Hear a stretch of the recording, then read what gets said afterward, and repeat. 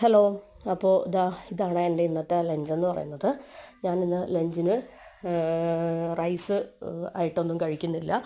അപ്പോൾ മക്കൾക്ക് കഞ്ഞി റെഡിയാക്കി വെച്ചിട്ടുണ്ട്. അപ്പോൾ എൻ്റെ ഇന്നത്തെ ലഞ്ചിന് വേണ്ടിയിട്ട് ഞാൻ എടുക്കുന്നത് ഒരു ഗാർലിക് നാനും എടുത്തു, ഒരു ബട്ടർ നാനും എടുത്തു, പിന്നെ കുറച്ച് ബട്ടർ ചിക്കൻ. ഇപ്പോൾ ഇത് ഒരു നല്ല പോർഷനുണ്ട്. ബട്ടർ ചിക്കൻ അത്യാവശ്യം നല്ല പോർഷനുണ്ട്. ഒരു ചെറിയ പീസും അതുപോലെ തന്നെ ഒരു സ്പൂൺ ഗ്രേവി ഉണ്ടെങ്കിൽ തന്നെ നമുക്ക് ഈ 2 നാൻ കംപ്ലീറ്റ് ആയിട്ട് കഴിക്കാൻ പറ്റും.